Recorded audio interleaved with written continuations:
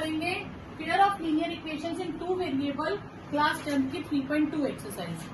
पहली एक्सरसाइज में हमने करा था कि हम डिस्कस किए थे कि क्या पेयर ऑफ लीनियर इक्वेशन के कैसे सोल्यूशन होंगे, इनफाइनाइट होंगे, नो सोल्यूशन होगा या यूनिक सोल्यूशन होगा। अब अगर यूनिक सोल्यूशन है तो फिर सोल्यूशन फाइंड करो। अब उसका सोल्यूशन फाइंड करने का एक मेथड हमने किया था ग्राफिकल मेथड, ठीक है, जहां पे दोनों लाइंस का ग्राफ इंटरसेक्ट करता था वो सोल्यूशन आ जाता था।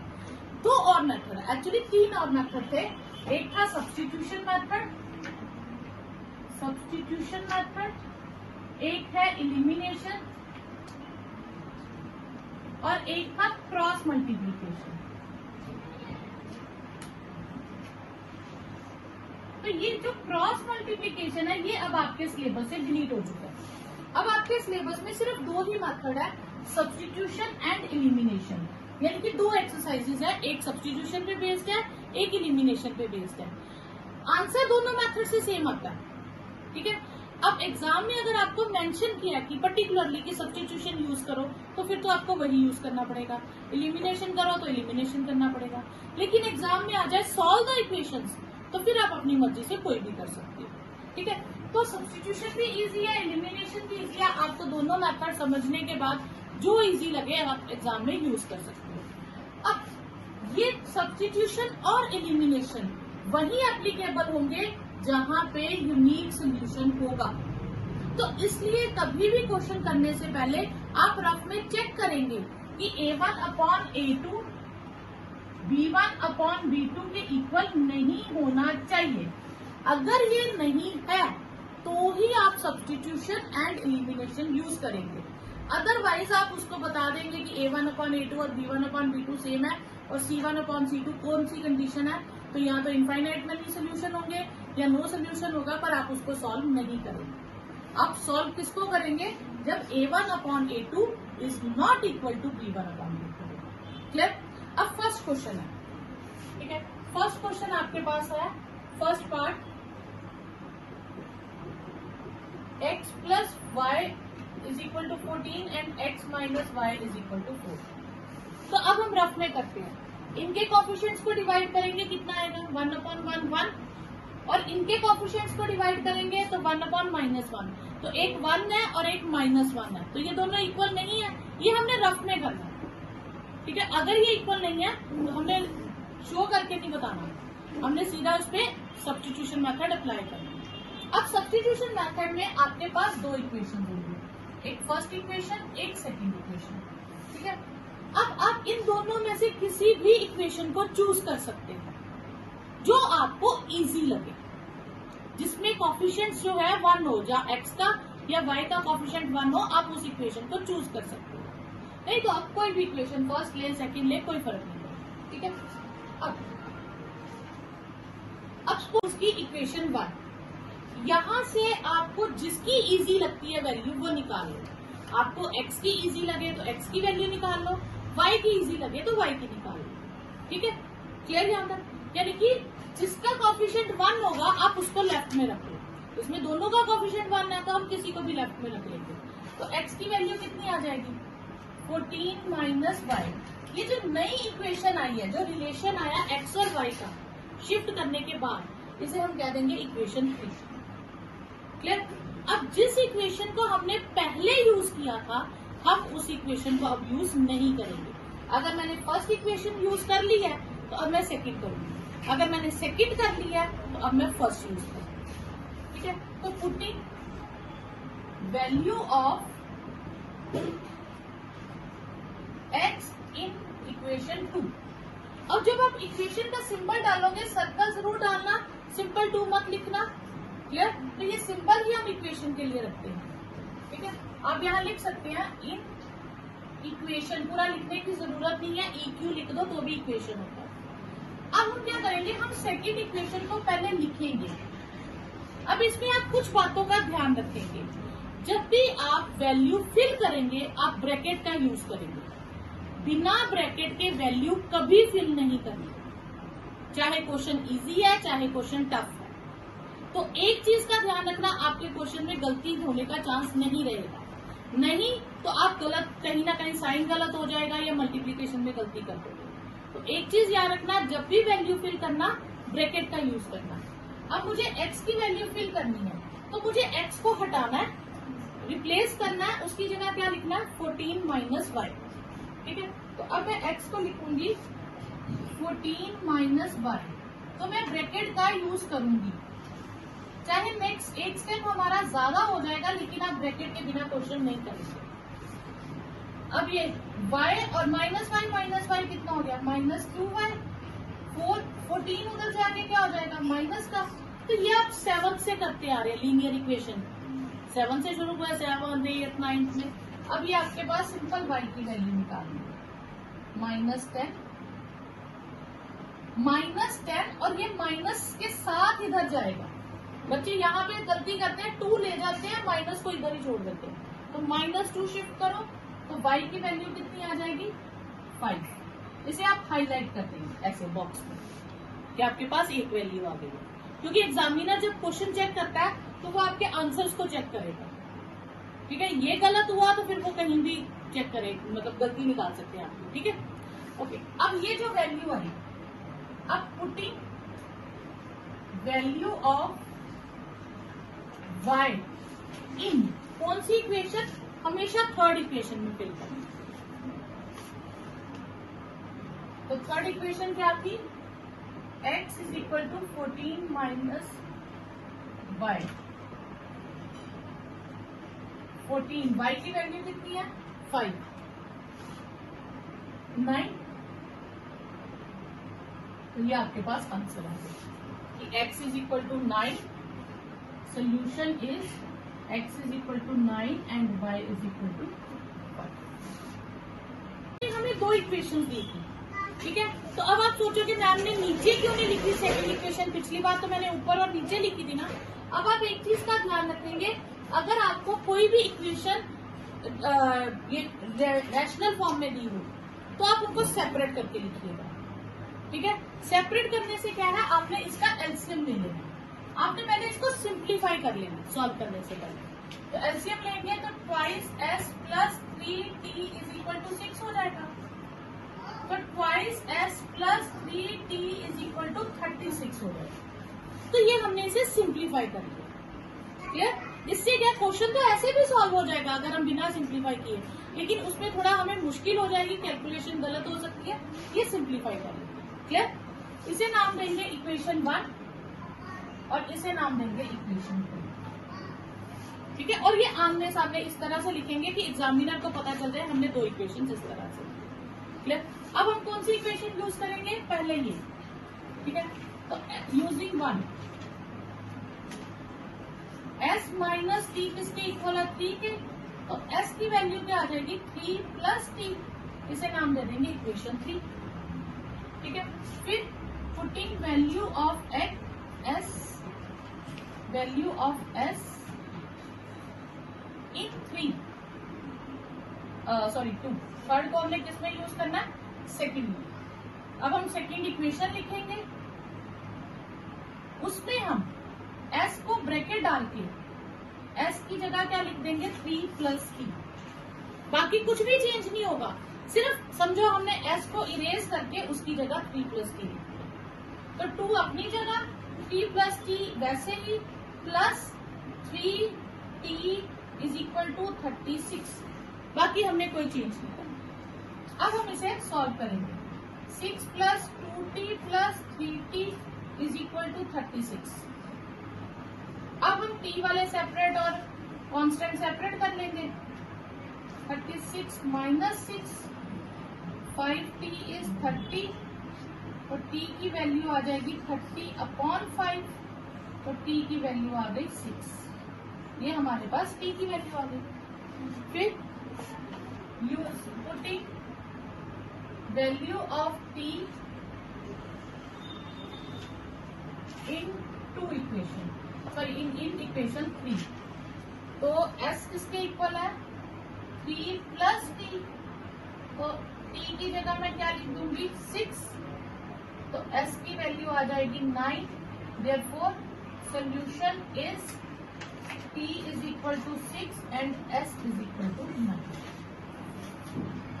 9 क्या होता है 1/3, डिवाइड करके -1/-3 3/9 1/3 A1 ये हम लिखते हैं यहाँ पूरा A1/A2 is 3/9 that is 1/3 B1/B2 -1/-3 that is 1/3 और C1/C2 3/9 that is 1/3 तीनों सेम आ गए। तो ये क्या होता है इनफाइनाइट मैनी सॉल्यूशंस।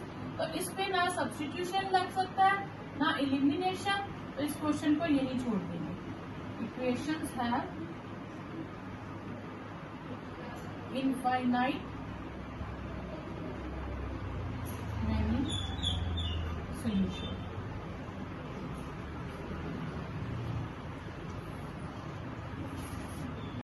फिर से ये सिंपल फॉर्म में नहीं है ना हमारे पास, तो हमने इनको सेपरेट करके लिख दिया।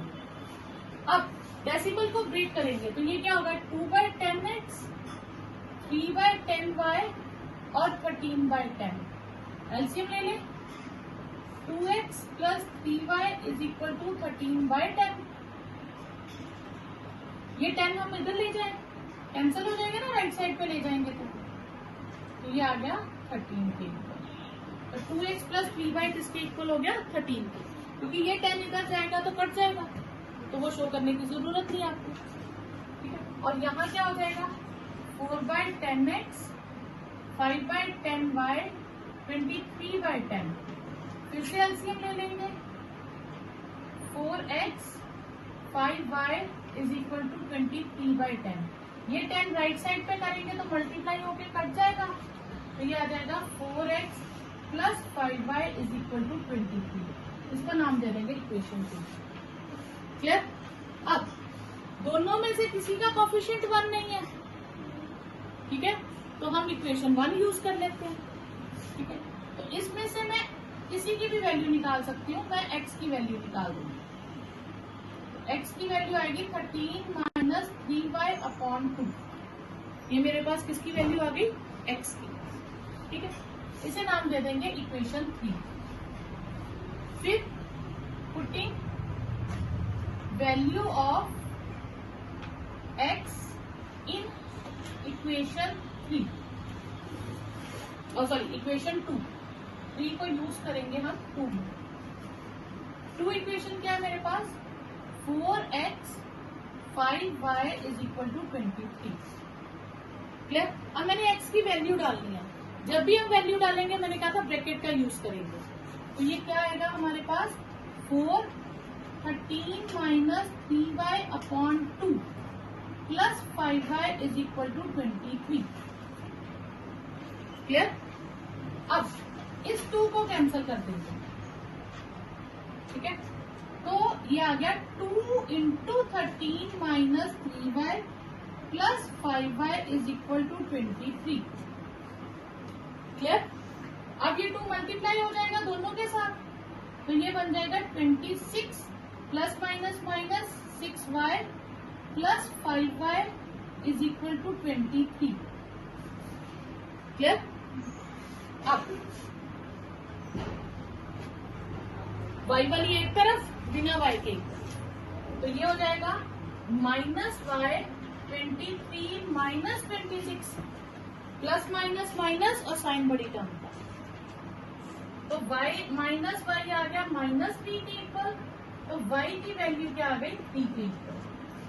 फिर putting value of y in equation 3, तो x आ जाएगा हमारे पास 13 - 3y/2 है,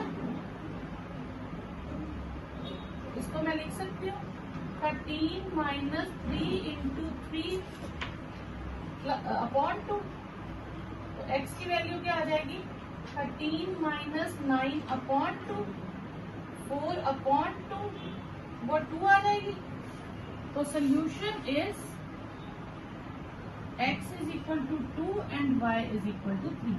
अब आप चेक भी कर सकते हो कि आपने जो आंसर निकाला है क्या वो सही है या गलत है, तो ये एग्जाम में जरूर चेक करना, क्योंकि करते वक्त हमें पता नहीं चलता कई बार गलती हो गई। अब एक इक्वेशन कोई भी लीजिए, जैसे मैंने फर्स्ट इक्वेशन ली, अब इसमें एक चीज देखिए पहले a1 upon a2 b1 upon b2 के इक्वल नहीं है, इसका मतलब ये यूनिक सोल्यूशन है। एक चीज का ध्यान रखिएगा, ये एमसीक्यू में क्वेश्चन आपको आ सकता है। अगर आपको x और y में टर्म्स दी हैं और कांस्टेंट टर्म 0 हो तो उसका एक ही सोल्यूशन होता है, x इज 0 y इज 0। अगर कांस्टेंट टर्म 0 है तो अगर एमसीक्यू में आए तो आप डायरेक्टली कर सकते हो, ठीक है। लेकिन अब हमें इसको पूरा प्रूव करना हो अगर सब्स्टिट्यूशन मेथड से, तो क्या करेंगे? इसे नाम दे देंगे इक्वेशन 1, इसे नाम दे देंगे इक्वेशन 2। फिर यूजिंग इक्वेशन 1 सेम वैसे ही √2x plus √3y is equal to 0। √2x left में रखेंगे, ये राइट में ले जाएंगे, तो x की वैल्यू आ जाएगी -√3 अपॉन √2y। इसे हम नाम दे देंगे इक्वेशन 3। फिर हम लिखेंगे यूजिंग या value of x in 2 √3x minus √8y is equal to 0। √3x को हम किससे रिप्लेस करेंगे? -√3 अपॉन √2y से, और ये एज इट इज आ जाएगी, बाकी टर्म तो चेंज नहीं होगी। अब ये √3 और √3 मल्टीप्लाई होके क्या हो जाएगा? √3 का square,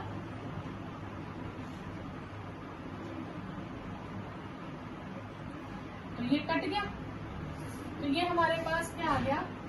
-3y upon √2 minus √8y is equal to 0। ये दोनों इक्वेशंस किस में आई? y में। इसका एलसीएम ले लें, -3y माइनस √16y इज 0। अब इस 2 को मल्टीप्लाई करेंगे, -3y minus 4y is equal to 0। ये 2 0 से मल्टीप्लाई होकर 0 हो जाएगा, 0 इंटू √2, ठीक है ना। तो ये हो जाएगा -7y इज 0, तो y की वैल्यू 0 अपॉन -7। 0 अपॉन समथिंग क्या होती है? 0, तो ये y की वैल्यू है। फिर putting value of y in equation 3। फिर इक्वेशन 3 क्या हमारे पास? x is equal to -√3 upon √2, y की जगह 0 लिख देंगे, यहाँ y है ना, -√3 upon √2 into 0, something into 0 is 0, x की वैल्यू आपके पास क्या है? 0। तो ये सोल्यूशन होगा। तो आप डायरेक्टली याद रखेंगे, अगर कांस्टेंट टर्म 0 है दोनों केसेस में, तो x और y की वैल्यू 0 होगी, ठीक है। 0.3y इज इक्वल टू 1.3, ये इक्वेशन और ये भी ले सकते हो, या ये इक्वेशन भी ले सकते हो 2x प्लस 3y। उसमें आप x को 2 और y को 3 से रिप्लेस करो, तो 0.2 इंटू 2, 0.3 इंटू 3, राइट साइड पे मत करना, 0.4 प्लस 0.9, तो 1.3 बनता है। तो ये आंसर आ गया। इसका मतलब हमने जो सोल्यूशन फाइंड किया है वो बिल्कुल करेक्ट है। तो आप एग्जाम में जरूर चेक करें, ठीक है। इससे आपको क्वेश्चन का 100% क्लियर हो जाएगा, कोई डाउट नहीं रहेगा। तो ये भी अब हमारे पास रैशनल नंबर में है, तो इनको भी हम एलसीएम लेके सॉल्व करेंगे। तो इसका एलसीएम आएगा 6, ये हो जाएगा 9x minus 10y is equal to -2, 9x minus 10y is -12, ये आ जाएगा इक्वेशन 1। इसका LCM 6, 2x plus 3y is equal to 13/6। फिर 6 इधर मल्टीप्लाई करेंगे, जब मल्टीप्लाई करेंगे तो 6 कट जाएगा, तो ये आ गई इक्वेशन 2। अब हम कौन सी इक्वेशन यूज करें? दोनों में से कोई भी कर लें, ठीक है। तो using equation 1, 9x minus 10y is equal to -12, तो 9x किसके इक्वल हो जाएगा? -12 प्लस 10y, तो x की वैल्यू क्या आ जाएगी? -12 प्लस 10y अपॉन 9, इसे नाम दे देंगे इक्वेशन 3, ठीक है। फिर putting value of x in equation 2, तो हम इक्वेशन 2 लिखेंगे, सेम वही स्टेप रहेंगे सारे, सिर्फ x की वैल्यू जो है वो चेंज होती रहेगी। 12 -12 plus 10y upon 9 plus 3y is equal to 13। अब पहले मैं 2 को मल्टीप्लाई करूंगी, -24 plus 20y upon 9 plus 3y is equal to 13। अब बच्चे यहाँ गलती क्या करते हैं, 9 को इधर मल्टीप्लाई कर देते हैं। 9 मल्टीप्लाई होगा लेकिन वो पूरे का एलसीएम होना चाहिए। अभी ये 3y के साथ इस 9 का कोई कनेक्शन नहीं है, तो मैं पहले एलसीएम लेके 3y का भी डिनोमिनेटर बनाऊंगी। तो एलसीएम क्या आ जाएगा हमारे पास, 9 एलसीएम आ जाएगा। ये टर्म सेम रहेगी, ठीक है। -24 प्लस 20y, अब ये इसके नीचे 1 है तो 9 3 से होगा 27y is equal to 13। Clear. तो ये गलती मत कीजिएगा कि 9 को मल्टीप्लाई पहले कर दो, पहले देखना वो पूरी होल टर्म का डिनोमिनेटर है या नहीं है। अगर नहीं है तो एलसीएम लेके पहले उसको सारी टर्म्स का डिनोमिनेटर बनाओ, फिर शिफ्ट करो, ठीक है। तो ये आपके पास आ जाएगा -24 प्लस 47y। अब 13 और 9 से मल्टीप्लाई हो जाएगा, ठीक है। तो ये हो जाएगा 13 इंटू 9 -24 प्लस 47y इज 117। इस 24 को उधर शिफ्ट कर दे तो प्लस 24 हो जाएगा, ठीक है। तो ये हमारे पास आ जाएगा 47y is 141, y is 141 upon 47। तो ये 3 से कट जाएगा तो y की वैल्यू आ जाएगी 3, ठीक है। फिर putting value of y in equation 3। अब इक्वेशन 3 क्या थी हमारे पास, x is equal to -12 plus 10y upon 9, -12 plus 10y, y कितना हमारे पास 3 अपॉन 9, -12 प्लस 30 अपॉन 9, 18 अपॉन 9 तो 2। तो solution is x is equal to 2 and y is equal to 3। ये आपके पास आंसर आ गया। क्लियर। चेक करना हो तो आप यहाँ फिल कर सकते हो, ठीक है। x को 2 फिल करो और y को 3 फिल करो तो कितना आएगा, 3/2 इंटू 2, 5/3 इंटू 3। ये 2 कट गया, ये 3 कट गया, 3 - 5 -2। तो देखो यही आंसर है आपके पास, तो आप आंसर चेक भी कर सकते हो। सेकेंड क्वेश्चन है solve the equation this two equation को हमें सॉल्व करना है। जो सॉल्व करके x और y की वैल्यू आएगी उसकी हेल्प से हमें m की वैल्यू निकालनी है। तो बिल्कुल सिंपल, जैसे फर्स्ट एक्सरसाइज में हमने करा, फर्स्ट क्वेश्चन में हमने करा था कि हमें 2 इक्वेशंस दी हैं, एक को नाम दे देंगे 1 और एक को 2। पहले हम यूजिंग 1 करके तो हम x की वैल्यू फाइंड कर लेंगे, ठीक है। x की वैल्यू कितनी आ जाएगी, 11 माइनस 3y अपॉन 2, ये x की वैल्यू आ गई। फिर हम इसे किसमें फिल करते हैं, सेकेंड इक्वेशन में, putting in 2x minus 4y is equal to 24। 2x को रिप्लेस कर देंगे 11 माइनस 3y अपॉन 2 से, 2 cancel, 11 minus 3y minus 4y is equal to 24।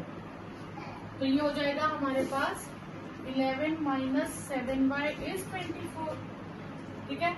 तो 11 उधर जाके सब्ट्रैक्ट हो जाएगा, ये स्टेटमेंट में -24 है बच्चा, ये -24 है, ठीक है।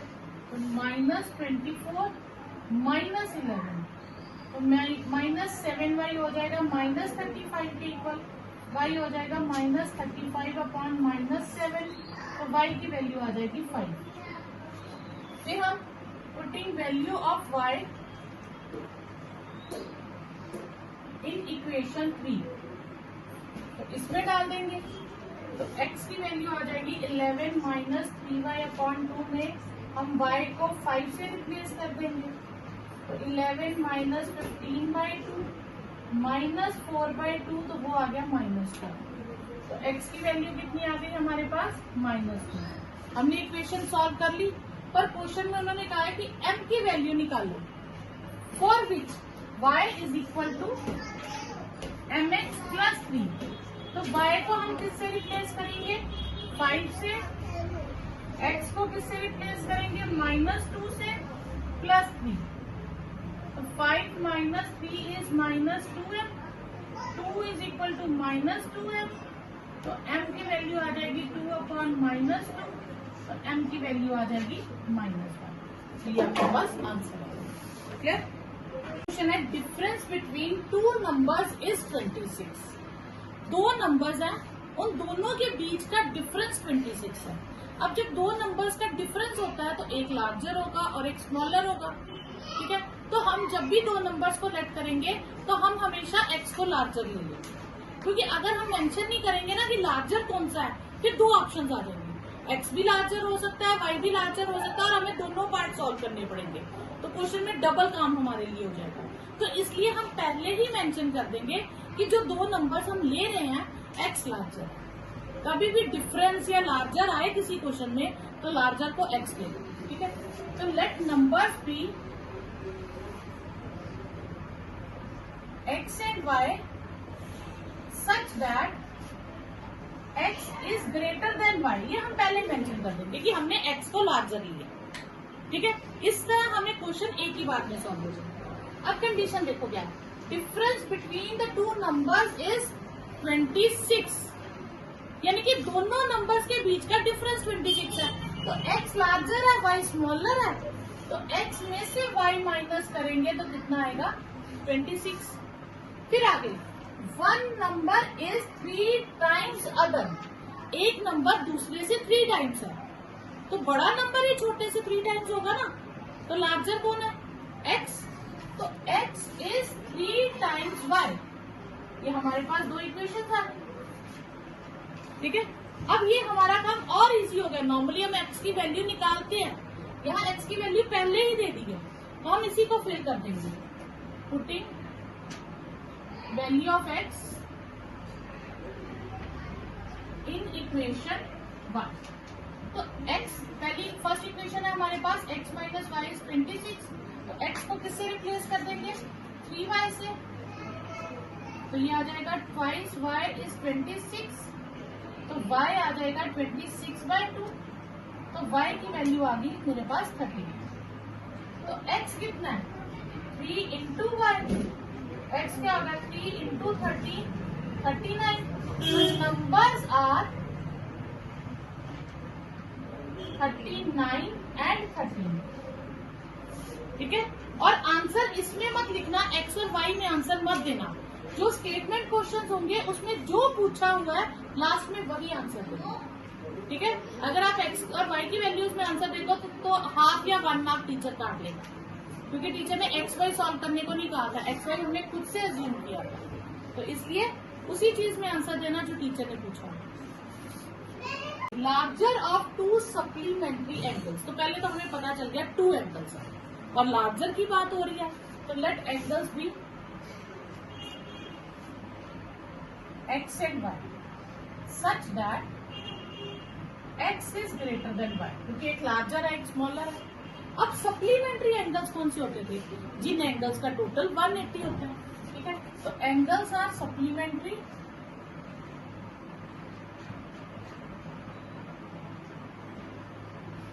therefore sum of angles is 180 degree। Clear? फिर लार्जर एंगल एक्सीड्स मतलब है इज इक्वल टू कितना है, कितना एक्सीड कर रहा है, कितना एक्स्ट्रा है? Smaller angle by 18। Smaller angle में 18 ऐड करें तो लार्जर बन जाए। ठीक है, क्लियर? तो larger angle exceeds mean extra है। कितना एक्स्ट्रा है? 18 डिग्री। किससे? स्मॉलर एंगल से। तो x क्या हो जाएगा? y plus 18। तो ये आपके पास दो इक्वेशन आ गई। फिर putting value of x in 1, तो ये आ जाएगा x plus Y is equal to 180 degree. तो x को रिप्लेस कर देंगे y प्लस 18 डिग्री से, ये y पे भी डिग्री डाल लीजिएगा, एंगल्स है तो एंगल्स को डिग्री में लिखिएगा।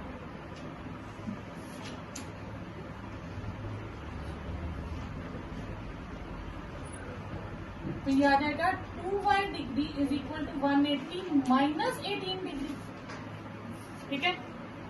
तो 2y is equal to 162 degree, तो y आ जाएगा 162 डिग्री अपॉन 2, तो y आ जाएगा 81 डिग्री। ये हमारे पास किसकी वैल्यू आ गई, y की। Putting value of y in equation 2, तो x क्या डिग्री क्या थी, y degree plus 18 degree, larger angle is 18 exceeds the smaller angle, तो ये x आ जाएगा हमारे पास 81 degree plus 18 degree, that is 99 degree. Therefore angles are 99 degree and 81 degree. तो देखो ये दोनों कंडीशन सेटिस्फाई कर रहा है, इनका टोटल भी 180 बन रहा है और इनका डिफरेंस भी 18 डिग्री। नेक्स्ट है a coach of cricket team by 7 bat and 6 balls, तो उसको टोटल उसका खर्चा आता है 3800, और अगर वो 3 बैट्स और 5 बॉल्स लेता है तो खर्चा होता है इतना। अब इन क्वेश्चंस में आपको कभी कंफ्यूजन हो जाए तो जो ढूंढना होता है ना, हम उसी को लेट करते हैं। जैसे पिछले क्वेश्चन में फाइंड द एंगल्स, तो हमने एंगल्स को लेट कर लिया, ठीक है। फाइंड द नंबर्स, तो हमने नंबर्स को लेट कर लिया। अब find the cost of each bat and each ball, तो हम इसी को लेट कर लेंगे, ठीक है। तो let cost of each bat is ₹X and cost of each ball ₹1। जो हमें फाइंड करना है हमने उसी को लेट कर लिया। अब पहले वो कितने ले रहा है, 7 बैट तो 7x हो जाएगा, और 6 बॉल्स तो 6y हो जाएगा, और टोटल कॉस्ट बनेगी 3800। सेकेंड टाइम पे 3 बैट्स 5 बॉल्स और कॉस्ट इक्वेशन बन रही है 175। अब 2 इक्वेशंस आ गई, जैसे हम सॉल्व करते हैं हम वैसे ही करेंगे। Using equation 1, 7x plus 6y is equal to 3800, 7x is equal to 3800 minus 6y, तो x की वैल्यू क्या आ जाएगी, 3800 minus 6y upon 7, putting value of x in equation 3, इसको 3 नाम दे देंगे। In equation 2, 3x plus 5y is 1750। 3x को replace कर लेंगे, 38 वैल्यू पूरी डाल देंगे, 5y अपनी जगह और 1750 सेम, बाकी कुछ चेंज नहीं आएगा, सिर्फ हम x की वैल्यू को रिप्लेस करेंगे। तो अब इसे मल्टीप्लाई कर दें, हमारे पास आ जाएगा 14400 18y प्लस 5y, अब 3 से मल्टीप्लाई करेंगे 11400 minus 18y upon 7 plus 5y is 1750। अब हम 7 को इधर मल्टीप्लाई नहीं करेंगे, पहले हम एलसीएम लेंगे, ठीक है। तो ये एलसीएम लेके 35y हो जाएगा। जब तक ये होल टर्म का एलसीएम नहीं होगा पूरी टर्म का लेफ्ट की, तब तक हम शिफ्ट नहीं करेंगे। तो ये आ जाएगा 11400 प्लस 17y 1750 इंटू 7, तो 17y। अब इसको मल्टीप्लाई करेंगे, ये हमारे पास आएगा 12250, और ये टर्म हम लेफ्ट में शिफ्ट कर देंगे, तो ये आ जाएगा हमारे पास 850। तो y की वैल्यू क्या आएगी, 850 अपॉन 17, ये 5 से कट जाता है, तो y की वैल्यू आ गई 50, ठीक है। अब जो हमारे पास y की वैल्यू आई है उसे हम किसमें डाल देंगे, इक्वेशन 3 में, ठीक है। तो ये हमारे पास आ जाएगी, putting in equation 3 value of y in equation 3, x हमारे पास हो जाएगा 3800 माइनस 6y अपॉन 7, 3800 6y की वैल्यू कितनी आई है 50, 3800 माइनस 300 अपॉन 7, 3500 अपॉन 7, तो ये आ जाएगी 500। ठीक है, अब x हमने क्या लेट किया था, कॉस्ट ऑफ 1 बैट, तो cost of 1 bat is ₹500 and cost of 1 ball ₹50। वो हमने 5 y लेट की थी, तो ये आपके पास आंसर है। क्वेश्चन है, a taxi charges in city consist of fixed charge, एक फिक्स्ड चार्ज हो गया, टुगेदर विद द चार्ज, एक और चार्ज है, चार्ज फॉर डिस्टेंस ट्रेवल्ड। ठीक है, क्या मतलब दो तरह का वो चार्ज लेता है कि जैसे आप टैक्सी बुलाते हो तो घर तक बुलाने के आपको मिनिमम चार्ज जैसे 20 रुपए 50 रुपए वो लेगा, उसके बाद आप जितना ट्रेवल करते हो तो पर किलोमीटर के हिसाब से वो चार्जेस लेगा। ठीक है, तो दो तरह के चार्जेस हो गए। अच्छा, क्वेश्चन में भी यही है, what are the fixed charges and charges per kilometre कितने हैं, तो दो ही चीजें फाइंड करनी है। तो हम इसमें लेट क्या करेंगे, let fixed charges be ₹X and charges per kilometre be ₹Y। ठीक है, अब आपने सपोज करो टैक्सी घर बुलाई, आपने 10 किलोमीटर दूर जाना था। ठीक है, और आपको कितना पे करना पड़ा, ₹105। तो 10 किलोमीटर जब आपने जाना है तो वो आपसे पहले किसके चार्ज लेगा, घर आने के, और फिर 10 किलोमीटर के चार्जेस लेगा। तो 1 किलोमीटर का चार्ज है ₹5, तो 10 किलोमीटर के कितने हो जाएंगे, 10Y। जब हम ज्यादा की निकालते हैं तो मल्टीप्लाई करते हैं ना, एक का दिया और ज्यादा का फाइंड करना है तो मल्टीप्लाई करेंगे। तो चार्जेस फॉर 10 किलोमीटर वो है ₹105। तो फिक्स चार्ज तो एक ही बार देना, वो हमें बार बार नहीं देना, और पर किलोमीटर के हमें ₹Y देने हैं। तो हम 10 किलोमीटर गए तो 10 टाइम्स ₹Y देंगे। अगर 2 किलोमीटर जाते हैं तो Y चार्जेस 2 बार देते, 2 किलोमीटर के चार्जेस होते, 5 किलोमीटर जाते हैं तो 5Y होता, 10 किलोमीटर गए तो 10Y हो गया, और ये कितना हो गया 105। ये हो गई इक्वेशन 1। फिर दूसरी बार हमने कितना ट्रेवल किया, 15 किलोमीटर, और कितना पे करे 155। तो चार्जेस फॉर 15 किलोमीटर और 155 पे करेगा, तो X 1, और इस बार हम 15 किलोमीटर ट्रेवल किया तो 155। ये दूसरी सेकेंड इक्वेशन होगी। फिर यूजिंग इक्वेशन 1 तो x की वैल्यू हम इजीली फाइंड कर लेंगे, 105 माइनस 10y, इस इक्वेशन 3 कह देंगे, putting value of x in equation 2। Equation 2 क्या है, x प्लस 15y इज 155। तो x को किससे रिप्लेस कर देंगे, 105 माइनस 10y प्लस 15y। फिर ये हो जाएगा 105 minus 10y plus 15y is 155। तो 5y आ जाएगा 155 माइनस 105। तो 5y क्या आ गया 50। तो y की वैल्यू क्या आ गई 50 अपॉन 5। तो y की वैल्यू आ गई 10। ठीक है, फिर putting value of y in equation 3। तो x प्लस 15y इज 155। तो x प्लस 15 y की वैल्यू कितनी है 10। तो x plus 150 is equal to 155। नहीं सॉरी, इक्वेशन 3 हमारे पास सिंपल थी, मैं 2 में डाल दी। देखिए 105 minus 10y, 105 minus 10 into 10, 105 minus 100 that is 5।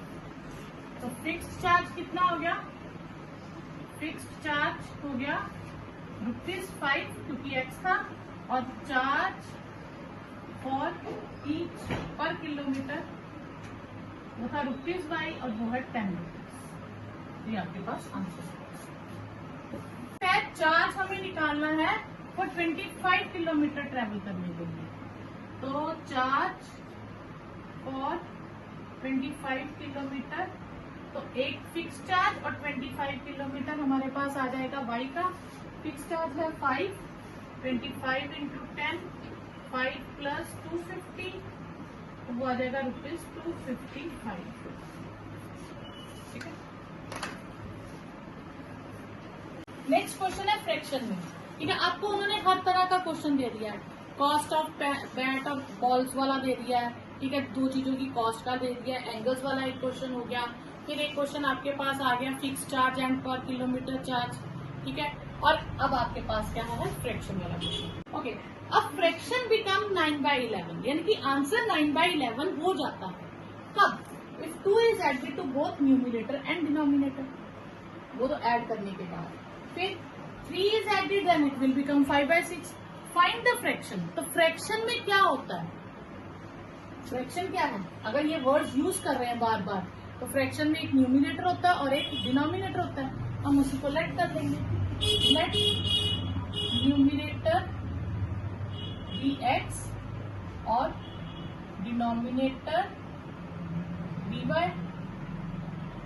Fraction आपके पास बन जाती है 9/11। कब? when 3 is added to numerator and 3 is added to denominator, sorry 2 is added to both। अगर हम दोनों में 2 ऐड करते हैं, तो मैंने न्यूमिनेटर में भी कर दिया, डिनोमिनेटर में भी कर दिया। कई बार वो सिर्फ ये कह देते हैं कि ओनली न्यूमिनेटर करो, तो फिर हम न्यूमिनेटर में ऐड करेंगे, डिनोमिनेटर छोड़ेंगे नहीं, एज इट इज लिख देंगे, उसमें चेंज कुछ नहीं लाएंगे। ये तो बच्चे कहते हैं मैम डिनोमिनेटर दिया ही नहीं था, हमने कुछ लिखा ही नहीं। डिनोमिनेटर तो पुराना रहेगा ही रहेगा ना अपनी जगह पे, y तो रहेगा ही रहेगा, तो आगे जो भी आंसर बन जाए। क्लियर? अब ये हमने जैसे जूनियर क्लासेस में किया क्रॉस मल्टीप्लाई, तो वो करते हैं। तो ये हो जाएगा 11x plus 22 is equal to 9y plus 18। तो 11x is equal 11x minus 9y is equal to 18 minus 22। 11x minus 9y is -4। तो ये आ गई हमारे पास इक्वेशन 1। ठीक है, फिर सेकेंड कंडीशन क्या है? इफ 3 इज एडेड, तो इस बार बोथ मतलब दोनों में ऐड करेंगे, देन फ्रैक्शन बिकम्स 5/6। ठीक है, हम यहाँ पे लिख सकते हैं अकॉर्डिंग टू क्वेश्चन जो हमें कंडीशन दी थी। ठीक है,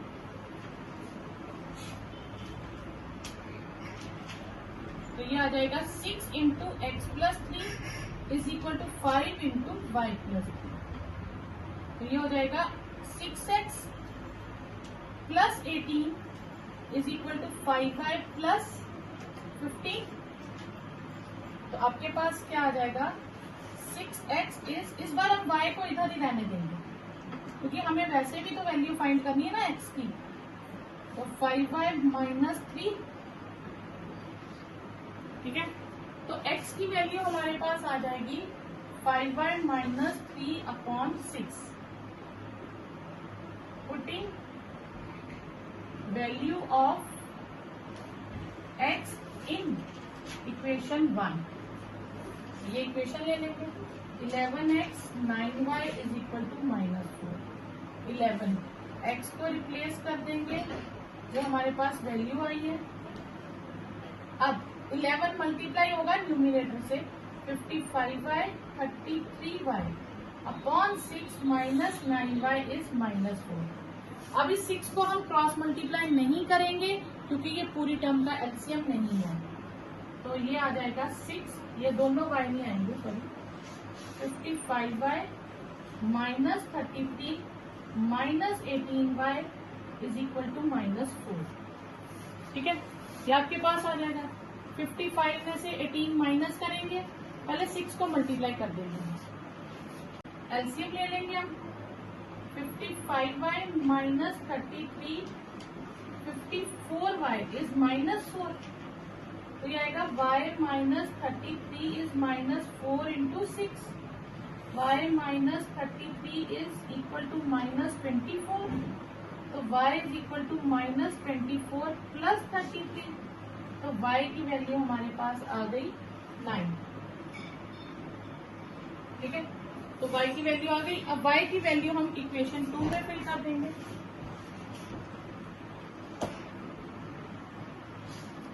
value of y in equation 2, x की वैल्यू आ जाएगी 5y माइनस 3/6।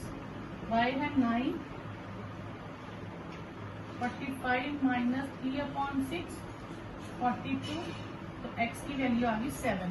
हमें x और y फाइंड नहीं करने थे, हमें फ्रैक्शन फाइंड करना था। तो therefore required fraction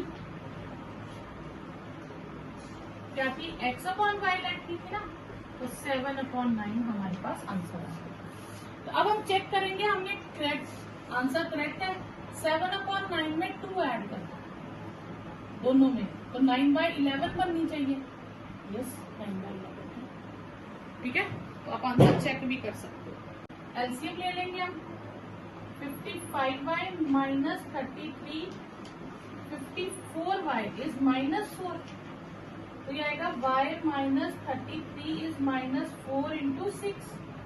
y minus 33 is equal to -24, तो y is equal to -24 plus 33, तो y की वैल्यू हमारे पास आ गई 9।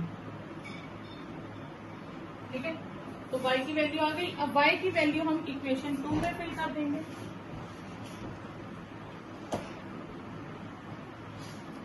Value of y in equation 2, x की वैल्यू आ जाएगी 5y माइनस 3/6। y है 9,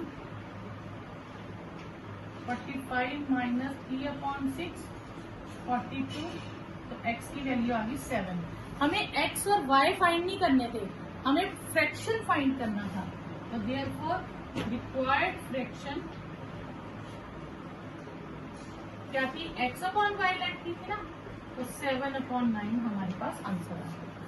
तो अब हम चेक करेंगे हमने करेक्ट आंसर करेक्ट है। 7/9 में 2 ऐड कर दोनों में, तो 9/11 बननी चाहिए। यस, 9/11। ठीक है, तो आप आंसर चेक भी कर सकते हो। 6th पार्ट है 5 years hence the age of Jacob will be 3 times that of his son, and 5 years ago Jacob was 7 times that of his son, and what are their present ages? तो question थोड़ा सा complicated है। हमें find क्या करना है, उनकी present as. तो हमें जो फाइंड करना है हमने वहीं से क्वेश्चन शुरू कर देना। तो let Jacob's present age, Jacob की प्रेजेंट एज हम मान लेते हैं x ईयर्स है। ये साथ में यूनिट जरूर लिखना, ईयर जरूर लिखना। और son's present age y years. तो ये हमने दोनों की प्रेजेंट एज ले ली, आज की एज। 5 year hence और एगो, इसमें थोड़ी सी बच्चों को कंफ्यूजन हो जाती है, हम प्लस करें या माइनस करें। आप इन वर्ड्स को मत देखो, आप अगले सेंटेंस में टेंस देखो। एज ऑफ जेकब विल क्या है, फ्यूचर टेंस। फ्यूचर टेंस में अगर हम अपने फ्यूचर की बात करें तो हमारी एज बढ़ेगी या कम होगी, इन फ्यूचर इंक्रीज होगी, बढ़ेगी। तो इंक्रीज होगी मतलब एज में उतने साल ऐड ऑन हो जाएंगे। तो अब कितने साल बाद की कर रहे हैं, 5 years, तो उनकी एज में कितने साल ऐड ऑन होंगे, 5 years। ठीक है, तो 5 years hence, अब हम 5 साल आगे की बात कर रहे हैं। तो जेकब्स एज क्या होगी, x प्लस 5 years, और सन्स एज क्या होगी, y प्लस 5 years। तो ये जेकब की होगी और ये सन की होगी। अब ये होगी जेकब की 5 साल बाद की एज और ये सन की 5 साल बाद की एज। अब हम इसको इस क्वेश्चन में लिखते हैं जेकब एज। तो जेकब्स एज हो गई x plus 5 will be 3 times son's age. अब बच्चे इसमें कंफ्यूजन होती है, मैम जेकब की एज 3 टाइम्स हो रही है तो हम सन को क्यों मल्टीप्लाई कर रहे हैं। तो जेकब की एज ऑलरेडी ज्यादा है, 3 टाइम्स है, तो हमें लेवल पे लाने के लिए सन की एज को 3 टाइम्स करना पड़ेगा, तभी वो दोनों लेवल पे आएंगे। जैसे सपोज जेकब की एज 45 ईयर्स है, सन की एज 15 ईयर्स है, इनको बैलेंस में लाने के लिए मुझे सन की एज को 3 से मल्टीप्लाई करना पड़ेगा, तभी वो इक्वल होंगे। तो Jacob age was 3 times son's age. Clear? तो अब हम इसे सॉल्व करेंगे। x plus 5 is equal to 3y plus 15। x minus 3y is 15 minus 5, तो x minus 3y is equal to 10। ये आ गई हमारे पास फर्स्ट इक्वेशन। ठीक है, अब second, 5 years ago Jacob's age was मतलब पास्ट में बात होगी।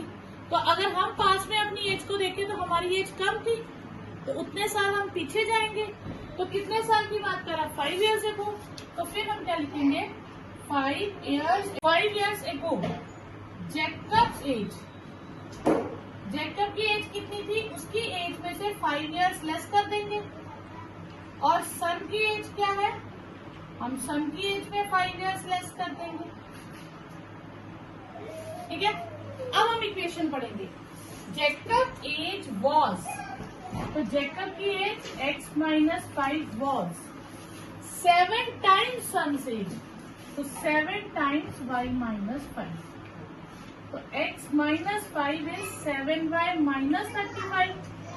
तो x की वैल्यू आ जाएगी 7y माइनस 35 प्लस 5। तो x की वैल्यू आ गई 7y माइनस 30। ये आ गई हमारे पास सेकेंड इक्वेशन। ठीक है, हम इसको ये भी कर सकते थे, 7y को उधर शिफ्ट कर दे, फिर 30 को रखे माइनस 30 को इधर। तो फिर से हमें जब सब्स्टिट्यूशन करना है तो y को तो फिर से इधर जाना है, तो हम y को लेफ्ट में शिफ्ट ही नहीं करेंगे। यस, अब putting value of x in 1, equation 1 है x minus 3y is equal to 10। तो x को रिप्लेस कर देंगे 7y minus 30 minus 3y is 10। 7y minus 30 minus 3y is 10, तो 4y इज 10 प्लस 30।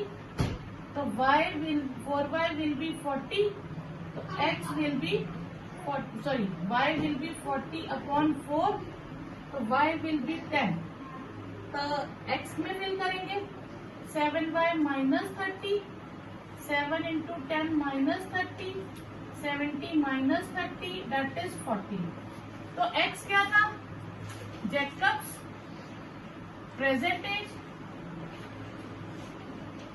x थी, वो आया 40 इयर्स, और सन्स प्रेजेंट एज y थी और वो आई 10 इयर्स। तो ये आपके पास आंसर आ गया। अब आप चेक करके देख लो, 5 years इसको बढ़ा दो तो कितना हो जाएगा? 45। 5 years इसको बढ़ा दो कितना हो जाएगा? 15। तो वो 3 टाइम्स ही है। इसमें से अगर मैं 5 years कम कर दूं तो कितना हो गया? 35। और इसमें से 5 years कम करूं तो कितना हो गया? 5। तो 35 इज 7 टाइम्स 5। तो दोनों कंडीशन सेटिस्फाई हो गई। ठीक है, तो ये आपके पास